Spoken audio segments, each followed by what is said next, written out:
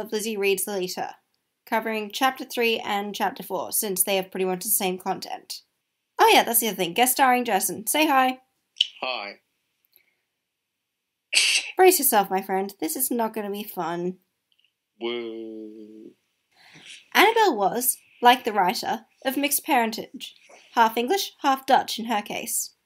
I remember her features far less distinctly today than I did a few years ago, before I knew Lolita. There are two kinds of visual memory. One when you skillfully recreate an image in the laboratory of your mind. With your eyes open. And then I see Annabelle in such general terms as honey-coloured skin, thin arms, brown bobbed hair, long lashes, big bright mouth. And the other, when you instantly evoke, with shut eyes, on the dark inner side of your eyelids, the objective, absolutely optical replica of a beloved face, a little ghost in natural colours. And this is how I see Lolita. Yeah. Well, at school they do tell us to always set an objectifiable goal, but I don't think they quite meant that. Wait, what kind of goal? I'm not going to repeat that. Objectifiable? No. As in goal which you can reduce to an object?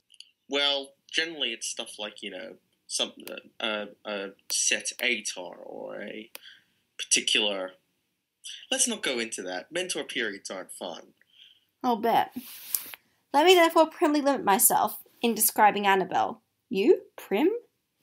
To saying she was a lovely child a few months my junior. Her parents were old friends of my aunt's, and as stuffy as she. They had rented a villa not far from the Hotel Marana. Bald brown Mr. Lay and fat powdered Mrs. Lay, born Vanessa Van Ness. How I loathed them! Because, just generally detesting people always improves a dislikable. Rich people. Wait, he can't talk. No, we can't talk. Well, I can because I come from a poor country, so I think I win here. Maybe. So I continue. Rah, rich people. At first, Annabelle and I talked of peripheral affairs. She kept lifting handfuls of fine sand and letting it pour through her fingers. Our brains were turned to the way of those of intelligent European preadolescents in our day and set. Set, as in... Oh, joy.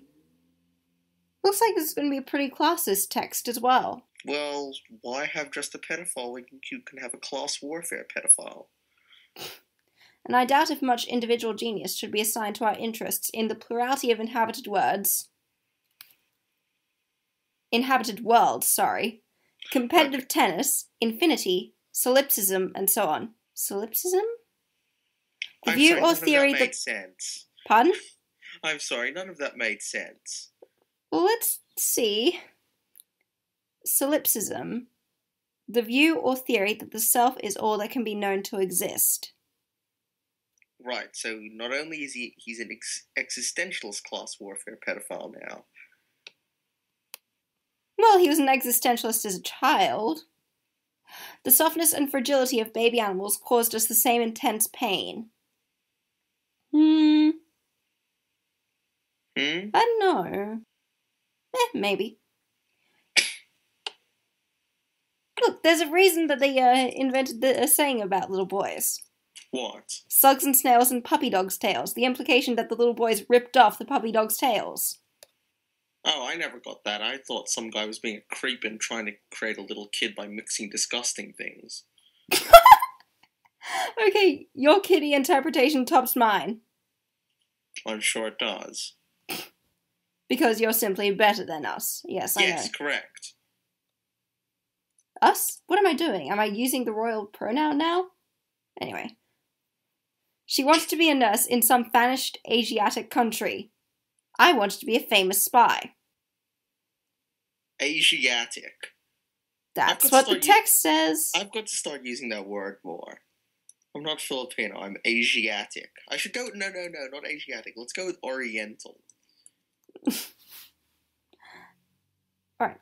All at once, we were madly, clumsily, shamelessly, agonizingly in love with each other.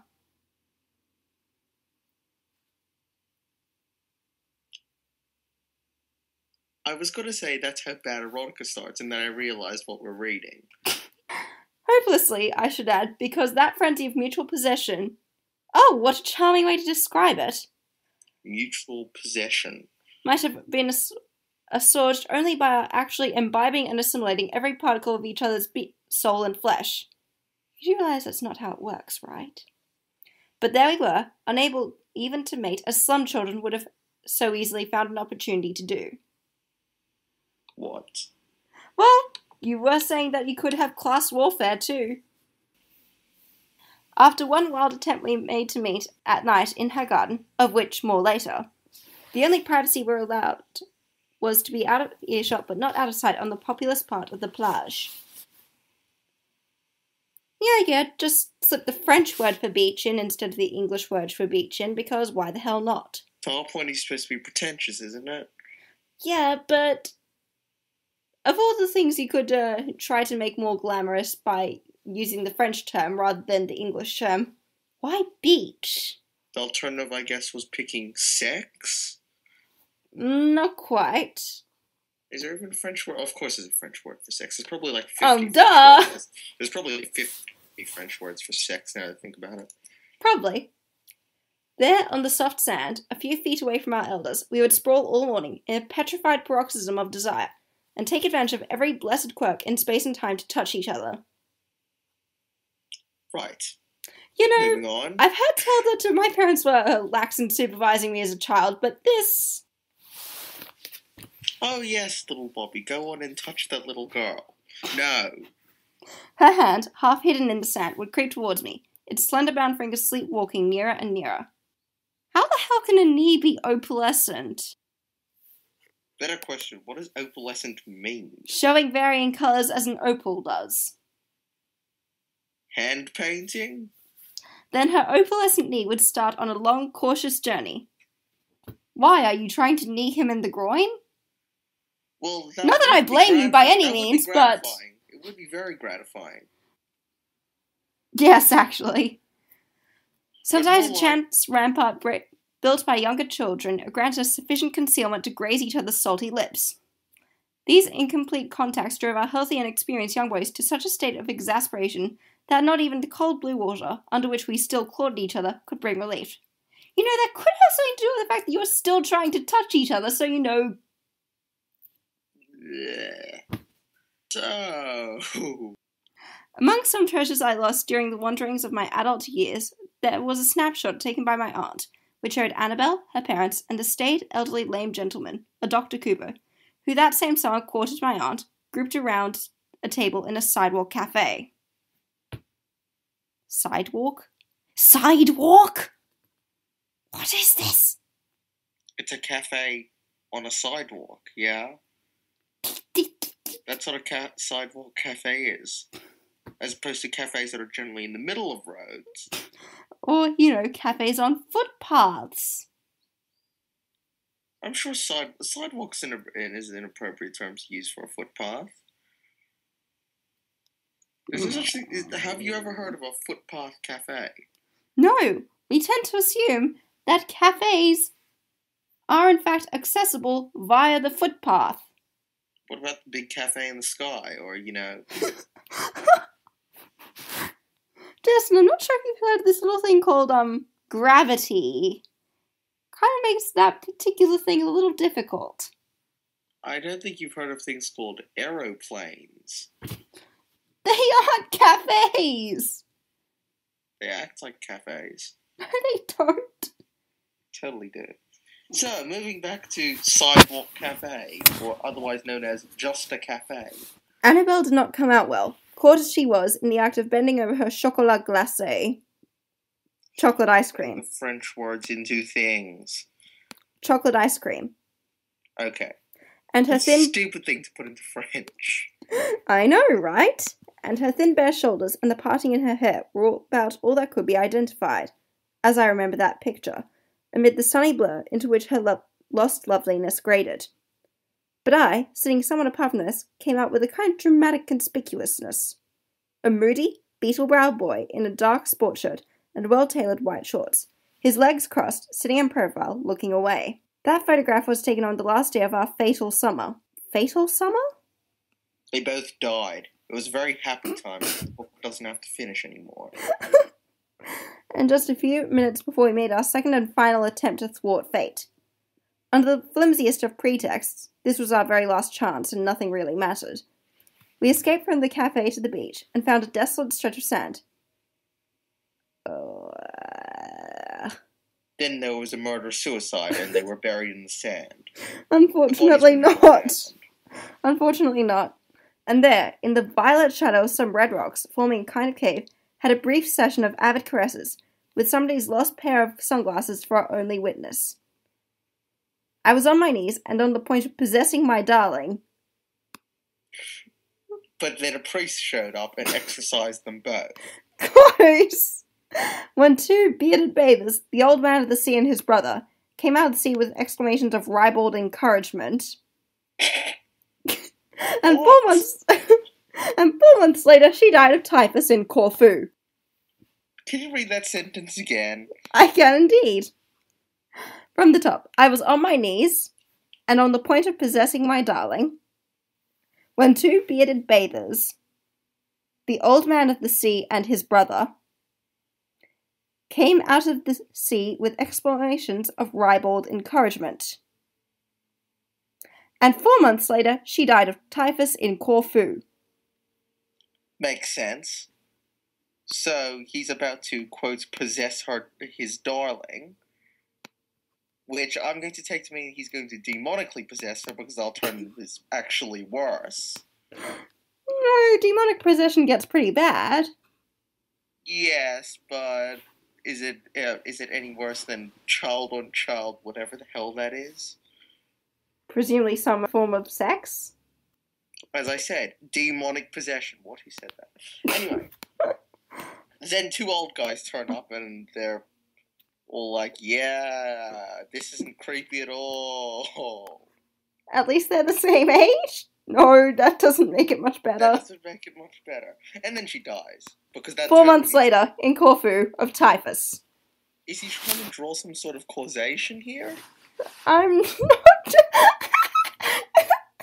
Old men turning up causing her to die. I almost had sex with her causing her to die. If I had had sex with her, she wouldn't have died. If those old men hadn't turned up, she wouldn't have died. I'm not sure. Well, that does put the rest of the book in stark contrast. Maybe it's a matter of life or death that he gets with Lolita. Alright. He needs to save her from dying of typhus. In Corfu. In Corfu. Alright, chapter 4. I leaf again and again through these miserable memories. Wait, why are those memories miserable? Because she died of typhus. Is that why? No, because he's remembering old men and that turns him off. And keep asking myself, was it then, in the glitter of that remote summer, that the rift in my life began? Or was it my excessive desire for that child only the first evidence of an inherent singularity? So, were you born that way, or...? He just described it as a singularity, so I think there was a single moment where he was like, I want to touch kids. No, first evidence of an inherent singularity. True, but singularity... I have Google. We have Google and definitional tools, and thank God for that. A point at which a function takes infinite value... Okay, no, that's a sciencey thing. I'm thinking of technological Special usage, a peculiarity, or odd trait. Well, that's a bit of an understatement. When I try to analyze my own cravings... I'm never going to be able to use that word again, am I? Cravings. Yep. He thinks about little kids like I think about pizza. Yeah, or how I think about chocolate. Now I never want to look at pizza. Motives, actions, and so forth. I surrender to a sort of retrospective imagination, which feeds the analytic faculty with boundless alternative, and which causes each visualized route to fork and refork without end, in the maddeningly complex prospect of my past. I am convinced, however, that in a certain magical and fateful way, Lolita began with Annabelle. Right. Okay. I also know that the shock of Annabelle's death consolidated the frustration of that nightmare summer, made of it a permanent obstacle to any further romance throughout the cold years of my youth. The spiritual and the physical had blended in us with a perfection that must remain incomprehensible to the matter-of-fact, crude, standard-brained youngsters of today.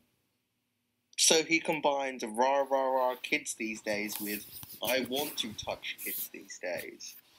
And also... No, seriously, what did he say about you? The matter-of-fact, crude, standard-brained youngsters of today. I'm offended. He's saying that I'm standard-brained. Yeah, that's not something that you should be caught saying. Who, me or him? Him. Alright. Ah? Huh. Your theory of demonic possession may have something to it. I told you. Long after her death, I felt her thoughts floating through mine. Long before we met, we had had the same dreams. We compared notes. We found strange affinities. The same June of the same year, a stray canary had fluttered into her house and mine, in two widely separated countries. Oh, Lolita, had you loved me thus? Right. So I'm assuming the end of this story is Jesus turns up, transfers their souls into pigs, and drives them off a cliff. I don't think so. That would be a really good way to end the book, actually.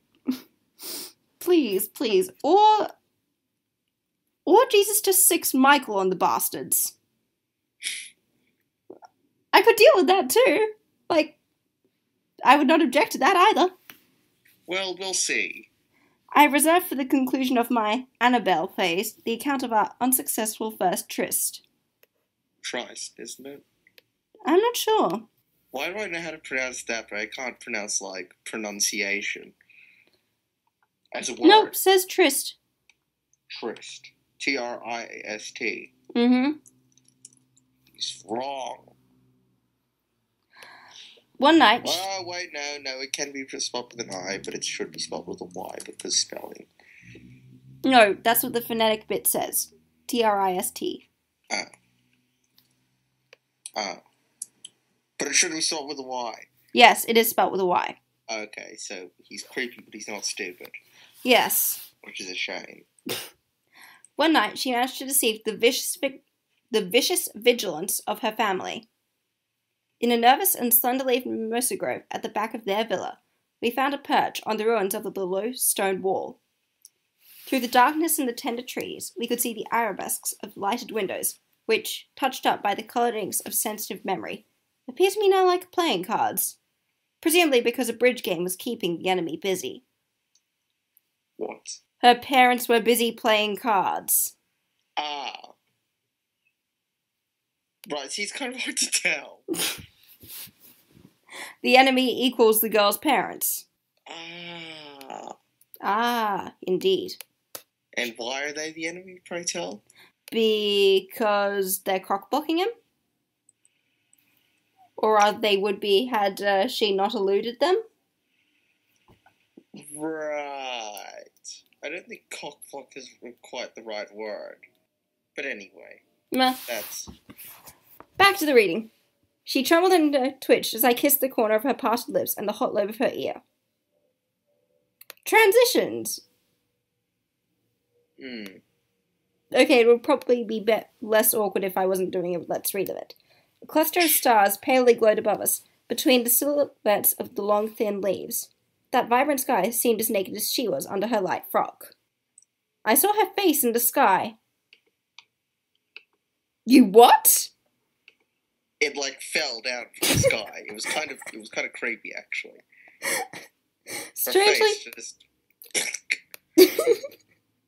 Strangely distinct, as if it emitted a faint radiance of its own. I think he's still talking about the cluster of stars.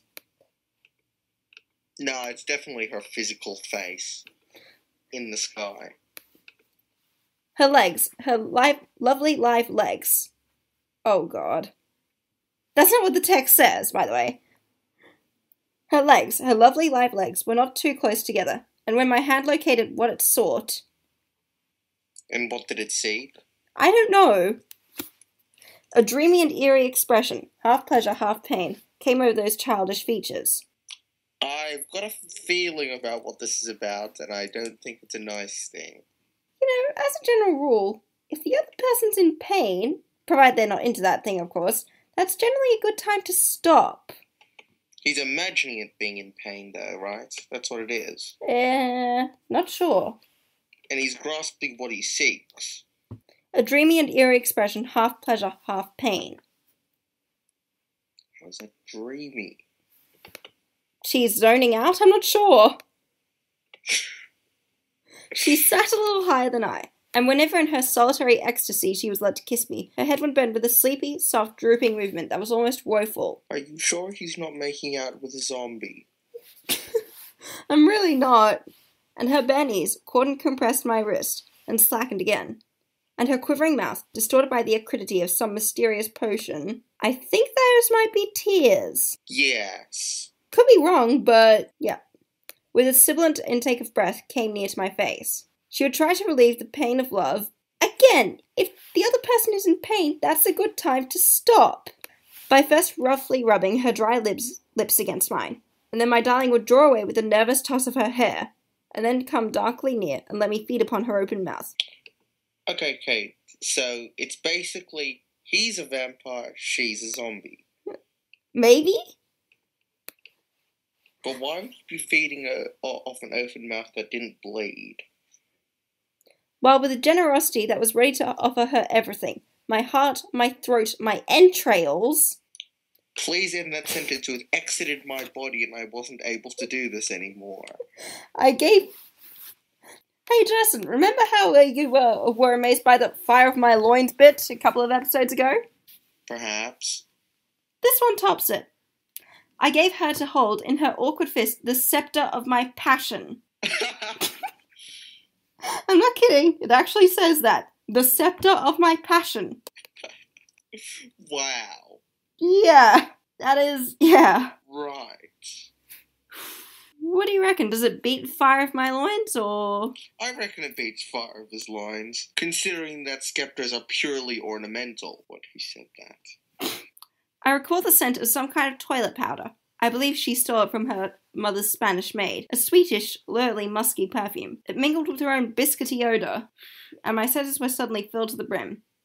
A sudden commotion in a nearby bush prevented them from overflowing, and as we drew away from each other, and with aching veins attended to what was probably a prowling cat, there came from the house her mother's voice calling her, with a rising, frantic note, and Dr. Cooper ponderously limped out into the garden. But that mimosa grove, the haze of stars, the tingle, the flame, the honeydew, and the ache remained with me, and that little girl with her seaside limbs and ardent tongue haunted me ever since, until at last, 24 years later, I broke her spell by incarnating her in another. You still haven't managed to fully kill the demonic possession theory. I really haven't. He's incarnating people. Come on, he's resurrecting the dead. Or at the very least, transmuting their souls to someone else. With his scepter of passion. That's what he's doing. Do demons have that kind of power? It's maybe. And maybe he isn't. Even scarier theory. Mm-hmm. He isn't a demon. What is he? An angel who has yet to be tossed out of heaven? He's probably been tossed out at some point. Anyway, but yeah, maybe he isn't actually using a really creepy way of talking about his penis when he says scepter of power. Of passion. Maybe he actually does have a literal scepter of passion, and that's what he's using. This theory is not dead yet. It is not dead yet. Alright, that is chapter 4 and 5. Right. The worst is over? No, who am I kidding? No, the worst is not true. over. That's the not worst true. is just beginning. That's nowhere near true. It is not nowhere near true. The worst is just beginning.